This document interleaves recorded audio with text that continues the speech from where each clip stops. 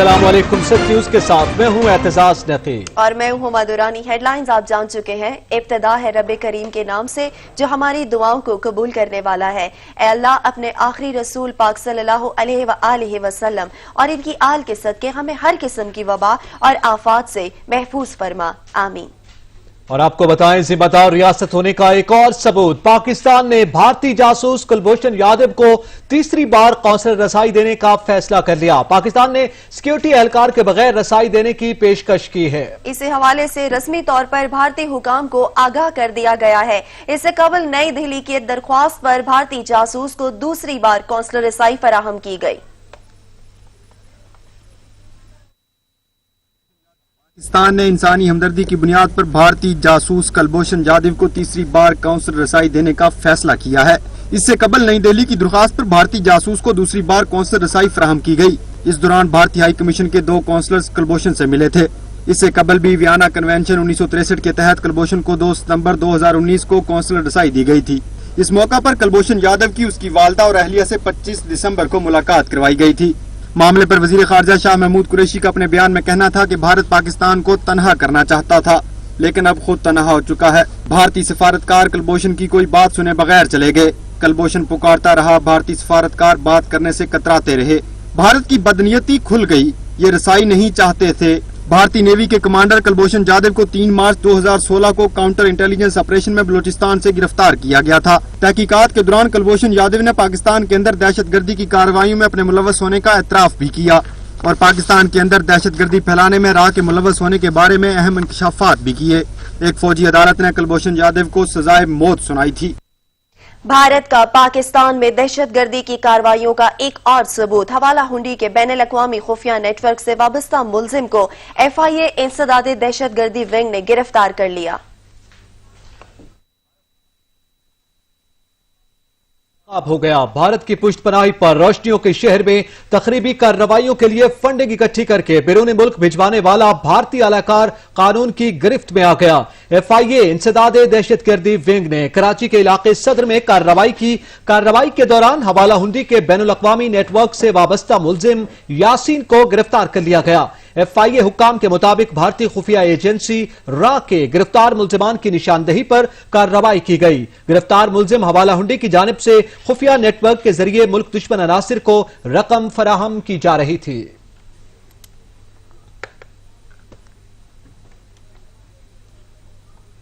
अफगान सरजमीन पाकिस्तान के खिलाफ इस्तेमाल होने के वाकयात न रुक सके। पाक अफगान बॉर्डर पर बाजौड़ में सरहद पार फायरिंग से 3 पाकिस्तानी शहरी शहीद जबकि 7 अफराद जख्मी हो गए।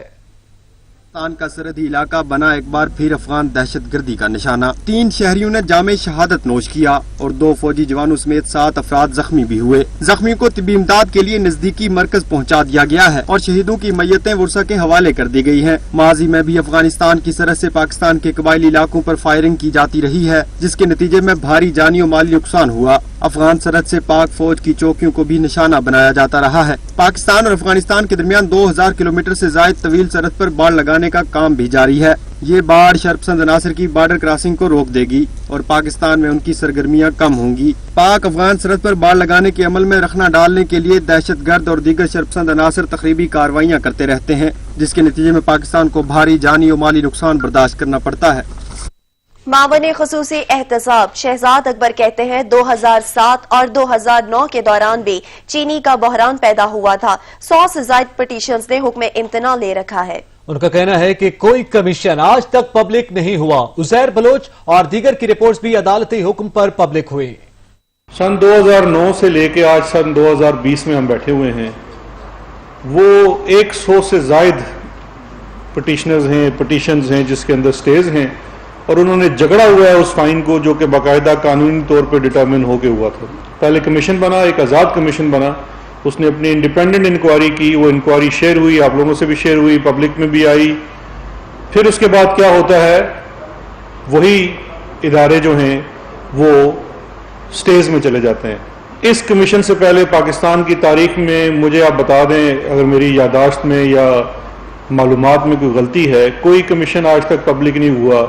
जो भी पब्लिक हुआ उसमें अवाम या कोई भी मुतासरा अफरीक अदालतों के चक्कर खाता रहा, उसने रिटें की, चाहे वो हमूद उर रहमान कमीशन हो या लेटेस्ट ये उज़ैर वाला JIT हो। वफाकी वजीर खुराक फखर इमाम ने कहा है कि यह अजूबा है कि पहली मर्तबा इतनी गंदुम आई मगर गई कहां। 60 लाख टन गंदम खरीदी गई मगर गई कहां। 15 लाख टन की कमी थी, 7 लाख टन दरामद करने जा रहे हैं। आलमी मार्केट में गंदम महंगी थी, शायद इसकी एक वजह यह भी है। गंदम, कपास, गन्ना, धान और मकई, ये हमारे 5 मेजर क्रॉप्स हैं और हम जिस चीज में पीछे रह गए वो कपास है।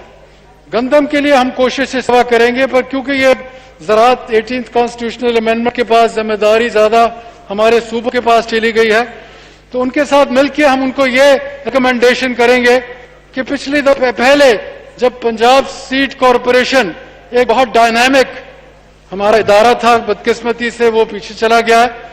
वो तकरीबन 30% कपास का बीज पैदा करता था, जिसकी वायबिलिटी, जिसकी हेल्थ, जिसका विगर, जिसकी प्योरिटी इतनी अच्छी थी कि 30% पाकिस्तान को वो एक इदारा सप्लाई करता था तमाम तर कपास का पैदा जो थी हमारी, और 20% गंदम की तमाम तर पाकिस्तान के लिए। वो अब सुकड़ के 2-3% तक उसकी कैपेसिटी रह गई है। वजीर तवानाई उमर अयूब ने दावा किया है कि बिजली का शॉर्टफॉल है, न मुल्क में लोड शेडिंग हो रही है। लोड शेडिंग नहीं, तकनीकी वजूहात पर लोड मैनेजमेंट की जाती है।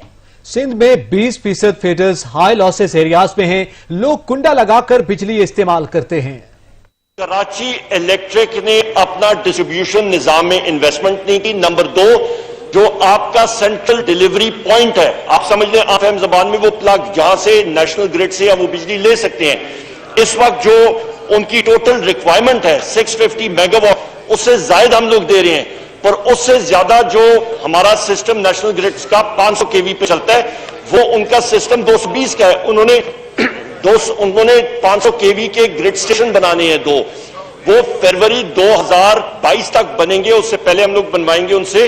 उससे इंटरम में उनका एक LNG प्लांट भी आ रहा है। अगले साल ये सिचुएशन बेहतर हो जाएगी। और इस वक्त जनाबी चेयरमैन जो मुआहिदा है ये इलेक्ट्रिक के साथ, वो है 190 MMCFT गैस का, उससे ज्यादा हम लोग दे रहे हैं। इस वक्त औसतन जो गैस मिल रही है वो 100 MMCFD के इलेक्ट्रिक को हम लोग ज्यादा प्रोवाइड कर रहे हैं। उसके साथ साथ तकरीबन 40,000 टन तेल RFO हम लोग के इलेक्ट्रिक को इस वक्त हम लोगों ने उनके लिए मुख्तस करके दे बैठे हैं। और इस वक्त डोमेस्टिक प्रोडक्शन RFO का पाकिस्तान का तकरीबन 80% हिस्सा के इलेक्ट्रिक को हमने मुख्तस किया हुआ है, वो वहां पे जा रहा है।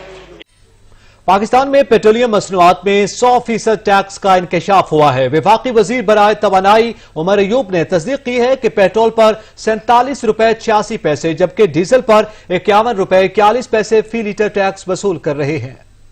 सेनेट इजलास के दौरान जमात इस्लामी के सेनेटर मुश्ताक अहमद ने कहा कि हुकूमत पेट्रोल की कीमत खरीद से 100% जायद टैक्स क्यों वसूल कर रही है। जवाब में वफाकी वजीर बराए तवानाई उमर अयूब खान ने कहा कि वजीर आजम इमरान खान आवाम को रिलीफ दे रहे हैं। खित्ते में पाकिस्तान में तेल की कीमत इस वक्त सबसे कम है। पेट्रोलियम मसनूआत पर 17% टैक्स ले रहे हैं। सप्लाई की मद में 9 रुपए 70 पैसे वसूल किए जा रहे हैं। पेट्रोल पर 47 रुपए 46 पैसे और डीजल पर 51 रुपए 41 पैसे फी लीटर टैक्स वसूल कर रहे हैं। अगर हुकूमत टैक्स वसूल नहीं करेगी तो सेनेट की लाइट्स और अरकान की तनख्वाह का खर्चा कौन देगा। दूसरी जानब कौमी असम्बली में एक सवाल के जवाब में उमर अयूब खान ने कहा कि कैकड़ा 1 एक्सोन मोबाइल OGDCL और PPL ने मुश्तरका तौर पर शुरू किया। इस कुएं की खुदाई पर कुल $122 मिलियन से जायद रकम खर्च हुई है। इस मंसूबे पर हुकूमत की जानब से कोई खर्चा नहीं किया गया। मज़कूरा कुआं 5693 मीटर खोदा गया मगर वहाँ तेल और गैस की तलाश में कामयाबी न मिल सकी। इस कुएं की खुदाई से पता चला यहाँ पर तेल और गैस का प्रेशर नहीं बल्कि यहाँ पानी का जखीरा है। जून को हुकूमत ने पेट्रोल की कीमत 25 रुपए 58 पैसे फी लीटर से बढ़ाकर 100 रुपए 10 पैसे फी लीटर। 26 जून को हुकूमत ने पेट्रोल की कीमत 25 रुपए 58 पैसे फी लीटर बढ़ाकर 100 रुपए 10 पैसे फी लीटर मुकर्रर कर दी थी। जबकि हाई स्पीड डीजल की कीमत 21 रुपए 31 पैसे फी लीटर इजाफे के बाद 101 रुपए 46 पैसे कर दी गई। पेट्रोल बहरान का खदशा आर्जी तौर पर टल गया। मावन खुसूसी बराए पेट्रोलियम नदीम बाबर की जानिब से हड़ताल का नोटिस लिए जाने के बाद ऑयल टैंकर्स एसोसिएशन से मुज़ाकरात का फैसला कर लिया गया। पेट्रोलियम डिवीजन ने ऑयल टैंकर्स एसोसिएशन के जायज मुतालबात मुतल्लिका इदारों तक पहुंचाने की यकीन दहानी करा दी है। तर्जुमान पेट्रोलियम डिवीजन के मुताबिक ऑयल टैंकर्स एसोसिएशन ने पेट्रोलियम डिवीजन के राब्ते के बाद हड़ताल मुलतवी कर दी है और अब पीर को ऑयल टैंकर्स एसोसिएशन का वफ्द पेट्रोलियम डिवीजन में मुआवन खुसूसी नदीम बाबर से मुलाकात करेगा। मुल्क में पेट्रोलियम बहरान टलने की उम्मीद पैदा हो गई। शदीद गर्मी में लाइनों में लगने और मारे मारे फिरने की होलनाकियां सोचते अवाम ने सुख का सांस लिया। ऑयल टैंकर्स की हड़ताल के दूसरे रोज वजीर आजम इमरान खान के मावन खुसूसी बराए पेट्रोलियम को अवाम पर रहम आ ही गया और उन्होंने हड़ताल का नोटिस ले लिया। नदीम बाबर ने ऑयल टैंकर्स कॉन्ट्रैक्टर एसोसिएशन को मुज़ाकरात की दावत दे दी। ओगरा समेत मुतल्लिका इदारों को मुज़ाकरात में शिरकत की हिदायत भी कर दी। मावन खुसूसी बराए पेट्रोलियम नदीम बाबर पीर के रोज खुद मुज़ाकरात में शिरकत करेंगे। ऑयल टैंकर्स कॉन्ट्रैक्टर एसोसिएशन के नुमाइंदगान मुज़ाकरात में शरीक होंगे। ज़राए के मुताबिक मुज़ाकरात में एडिशनल इनकम टैक्स, सूबाई सर्विस सेल्स टैक्स और टूल टैक्स में इजाफे पर बात होगी। सिंध हाई कोर्ट के फैसले पर अमल दरामद और कमर्शियल लोडिंग पर पाबंदी भी ज़ेर गौर आएगी। कराची में गैर एलानिया लोड शेडिंग पर बनाई गई कमेटी ने तहकीकात मुकम्मल कर ली। कमेटी कल नेपरा को रिपोर्ट पेश करेगी। के इलेक्ट्रिक की जानिब से बिजली की लोड शेडिंग पर बनाई गई 4 रुकनी तहकीकात कमेटी ने तहकीकात की। जराये के मुताबिक कमेटी की जानिब से रिपोर्ट कल नेपरा को पेश किए जाने का इम्कान है। नेपरा अथॉरिटी रिपोर्ट की रोशनी में के इलेक्ट्रिक के खिलाफ कार्रवाई करेगी। गुज़श्ता हफ्ते नेपरा की जानिब से खुली समात के दौरान मुख्तलिफ शोबों से ताल्लुक रखने वाले अफराद ने के इलेक्ट्रिक के खिलाफ शिकायत के अंबार लगाए थे। नेपरा की जानिब से तहकीकात के लिए 4 रुकनी कमेटी बनाने का फैसला किया गया। कराची में तहकीकात मुकम्मल करके कमेटी के अरकान इस्लामाबाद पहुंच गए। कमेटी ने अपनी रिपोर्ट मुरतब कर ली है। खबरों का सिलसिला जारी रहेगा। यहाँ वक्त हुआ एक ब्रेक का, हमारे साथ रहिएगा। Welcome back. ओकाड़ा में बेटे से बाप की मौत का सदमा बर्दाश्त न हो सका। करंट लगने से जाँ बहक बाप की मैयत देखकर शिद्दत गम से निढाल बेटा भी जान की बाजी हार गया। बाप बेटे की मौत से इलाके की फजा सोगवार हो गई। इसी पर मजीद तफसीलात जानेंगे हमारे नुमाइंदा शाहिद खोकर से। जी शाहिद खोकर, अपडेट कीजिएगा। हाँ जी, ये अफसोसनाक वाकया उकाड़ा के इलाका जिला मौजा में पेश आया, जहाँ पर इमाम मस्जिद जो थे वो नमाज पढ़ाकर घर वापस आ रहे थे तो दरवाजे से उन्हें करंट लगा और वो मौका पर जाँ बहक हो गए। और इससे भी ज्यादा अफसोसनाक वाकया ये हुआ कि उनका बेटा जो था, जवान साल बेटा था, वो सदमे से ही, अपने वालिद के सदमे से ही फौत हो गया, जिससे इलाके की फिजा जो है मुकम्मल तौर पर सोगवार है और इलाका मकीन इनके गम में बराबर के शरीक है। जी बहुत शुक्रिया, आप हमें अपडेट कर रहे थे शाहिद खोकर। वजीर इत्तलात पंजाब फयाजुल हसन चौहान ने कहा है वजीर आला उस्मान बुजदार कहीं नहीं जा रहे। लूट मार ऑपोजिशन इल्जाम तराशी कर रही है। सियासत चाय की प्याली में तूफान की तरह चल रही है। उस्मान बुजदार साहब पूरे एतमाद के साथ उछले कूदे बगैर, ये सामने पड़े हुए माइक को जनाब इस तरह किए बगैर और फड़कने थड़कने के बगैर और मीडिया के अंदर अपने बड़े बड़े थोपड़े एड्स के ऊपर लगे बगैर, वो बड़े ही तहम्मुल के साथ, बर्दाश्त के साथ और बड़े ही इत्मीनान के साथ और बड़े ही पोलाइटली वो अपने काम पे लगे हुए हैं। पंजाब असेंबली ऐवान में वज़ीर आज़म इमरान को भिखारी कहने पर शोर शराबा, नारेबाजी, खुराक और ज़राअत पर होने वाली बहस एहतजाज की नजर हो गई। हुकूमत को भिखारी कहने पर शदीद रद्द अमल। वजीर कानून राजा बिशारत कहते हैं वजीर आज़म भीख अवाम के लिए मांग रहे हैं। लाहौर से फरहान एजाज रिपोर्ट करेंगे।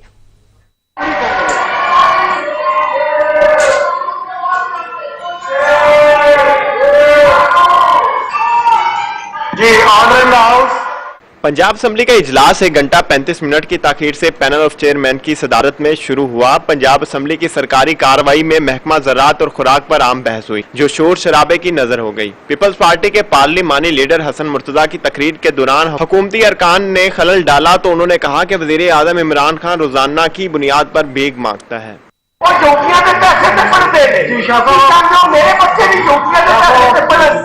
सर जिन्हों ने घर का किचन नहीं चलाया उन्होंने की पता कि साडा किचन किस तरह चलता है। मैं अपनी गल कर रहा और मेरी पुरान गल में इन्होंने नजायज मुदाखलत करके की। मैं कहना है कि वह भीख मंगा है। मैं कहना है कि उनके बच्चे जोगियां सूबाई वजीर कानून ने हसन मुर्तजा का जवाब देते हुए कहा कि वजीर आजम पाकिस्तान को बेकारी कहना गैर पार्लिमानी अल्फाज है। वजीर आजम आवाम के लिए भीख मांग रहे हैं। इन्होंने कहा कि ओपोजिशन जिस लहजे में बात करेगी हुकूमती बेंचों से उसी लहजे में जवाब मिलेगा। भीख मांग रहे, उस मुल्क की खातिर भीख मांग रहे जिस मुल्क को ये लूट कर खा गए। जनाब चेयरमैन, यहाँ बड़े मजलूम बन के, मैं कल भी सुन रहा था, मजलूम बन के बातें कर रहे थे, मजलूमियत। जनाब चेयरमैन, ये कितने लोग बैठे हुए हैं, मेरी बात सुन रहे, आप क्या कह रहे हो? हमें कोई वजीर ज़राअत नुमान लंगड़ियाल ने ज़राअत और खुराक पर आम बहस में हिस्सा लेते हुए कहा कि किसान को तमाम सहूलियात फराहम की जाएंगी, जबकि गंदम, बीज, ज़री अद्वियात और शुगर कैन के लिए नए प्रोजेक्ट भी मुतारफ कराए जा रहे हैं, जिससे आम किसान को फायदा होगा। चेयरमैन पैनल मियां शफी ने एजेंडा मुकम्मल होने पर इजलास सोमवार की दोपहर 2 बजे तक मुलतवी कर दिया। कैमरामैन ज़ीशान जाहिद के साथ फरहान इजाज, सच न्यूज़, लाहौर। ठट्टा वाटर सप्लाई गैर कानूनी ठेकों पर नया प्रेफरेंस का मामला। एहतसाब अदालत ने आसिफ अली जरदारी पर फर्द जुर्म आयद करने के लिए रजिस्ट्रार एहतसाब अदालत कराची को खत लिख दिया है। एहतसाब अदालत इस्लामाबाद ने आसिफ अली जरदारी की शनाख्त के लिए अदालती नुमाइंदा भी मुकर्रर करने का हुक्म दे दिया। अदालत ने कहा कि साबिक सदर घर हो या अस्पताल, वीडियो लिंक का इंतजाम करे। 4 अगस्त को आसिफ जरदारी समेत 14 मुल्जिमान पर फर्द जुर्म आयद की जाएगी, इसलिए नैब कराची आसिफ अली जरदारी की अदालत में हाजिरी को यकीनी बनाए। Cantt housing society Sialkot case में ख्वाजा आसिफ नैब ऑफिस लाहौर में पेश हो गए। ख्वाजा आसिफ दिए गए वक्त से 1 घंटा कबल ही नैब ऑफिस पहुंच गए। रिपोर्ट कर रहे हैं नबील नकवी। पाकिस्तान मुस्लिम लीग नून के मरकजी रहनुमा और साबिक वफाकी वजीर ख्वाजा आसिफ नैब लाहौर ऑफिस 1 घंटा पहले ही पहुंच गए। साबिक वफाकी वजीर नैब की ज्वाइंट इन्वेस्टिगेशन टीम को 1.5 घंटे तक जवाबात देते रहे। नैब की जानिब से साबिक वफाकी वजीर को cantt housing society Sialkot case में तलब किया गया। नैब की जानिब से उन पर इल्जामात लगाए गए कि ख्वाजा आसिफ ने इख्तियारात से तजाविज किया और मौजूदा जमीन से ज्यादा जमीन फरोख्त की। ख्वाजा आसिफ ने सोसाइटी इंतजामिया से मिलकर 137 कनाल अराजी गैर कानूनी तौर पर फरोख्त की। नैब की जानिब से सवाल किए गए कि कैंट हाउसिंग सोसाइटी में की गई इन्वेस्टमेंट के जराए क्या हैं, बताया जाए। सोसाइटी में आपने और अहले खाना ने कितनी इन्वेस्टमेंट की। मुस्लिम लीग नून के मरकजी रहनुमा ख्वाजा आसिफ 3 जुलाई को भी नैब ऑफिस पेश हुए थे, मगर नैब की ज्वाइंट इन्वेस्टिगेशन टीम की जानिब से अदम इत्मीनान का इजहार करने पर आज दोबारा तलब किया गया। नबील नकवी, सच न्यूज़, लाहौर।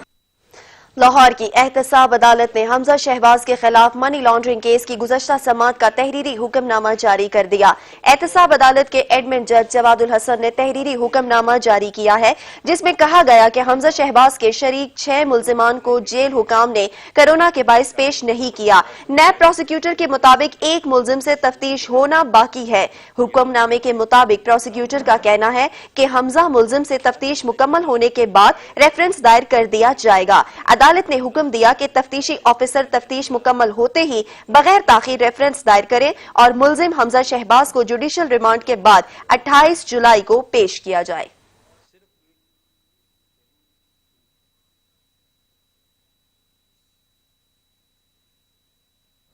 वफाकी दारुल हुकूमत में बरका रुत के रंग बिखरे हुए हैं। वक्फे वक्फे से जारी बारिश ने हब्स खत्म कर डाला।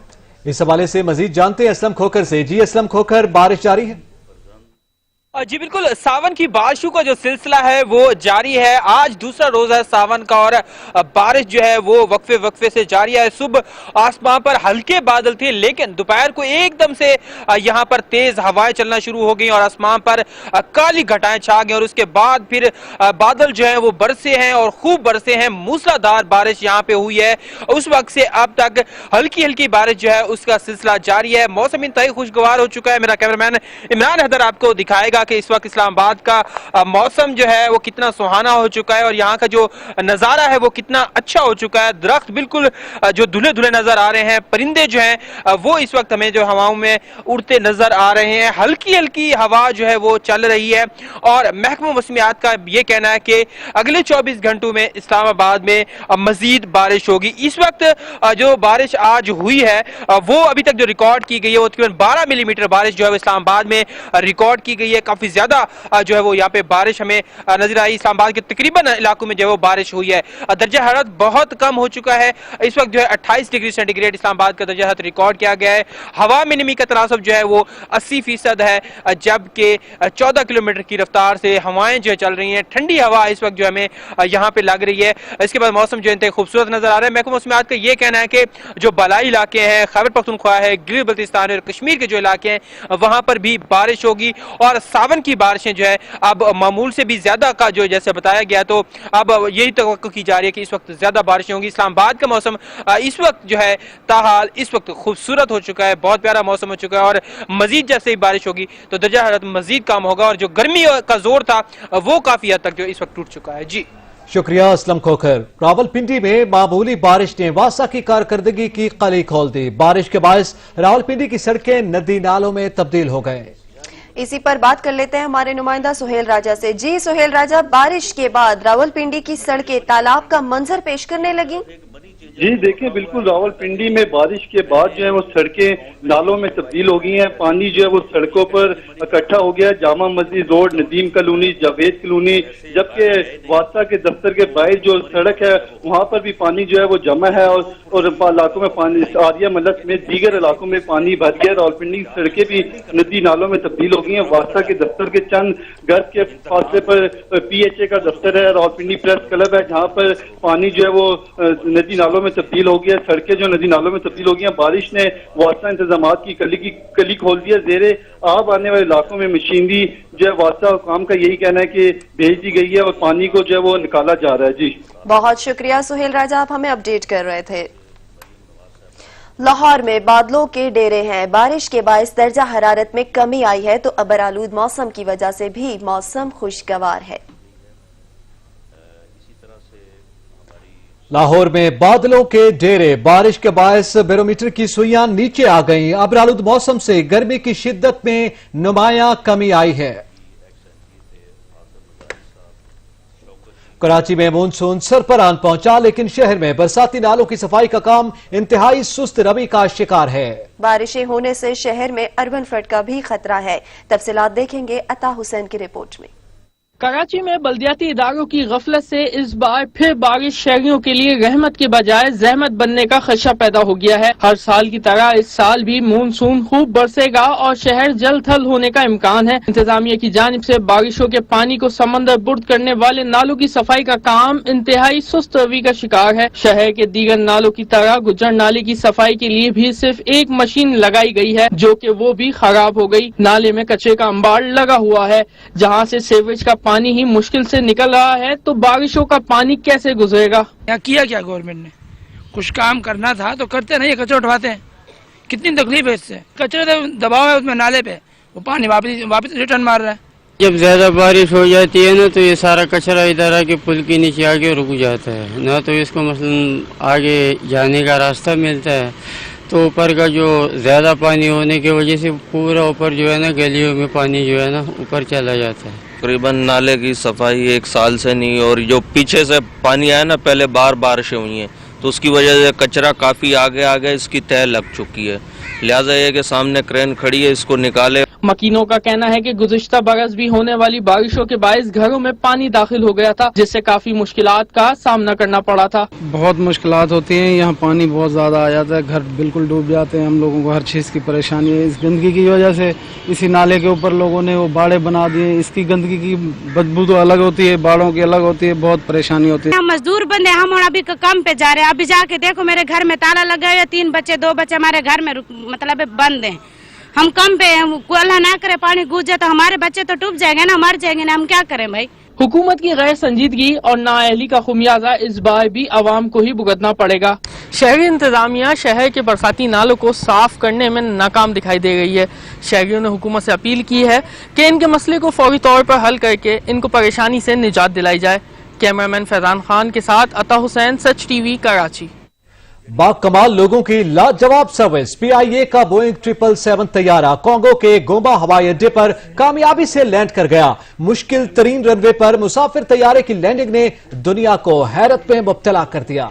मुसाफिर त्यारा 320 मुसाफिरों के हमरा गोमा एयरपोर्ट पर उतरा। 2002 में गोमा एयरपोर्ट को आतिशफिशां फटने से नुकसान पहुंचा था।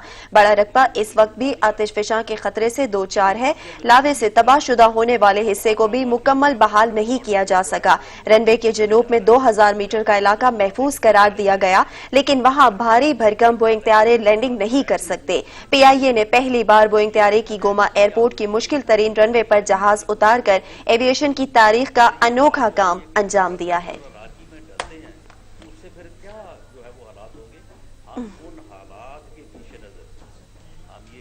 सच न्यूज से फिल वक्त इतना है। देखते रहिए सच न्यूज।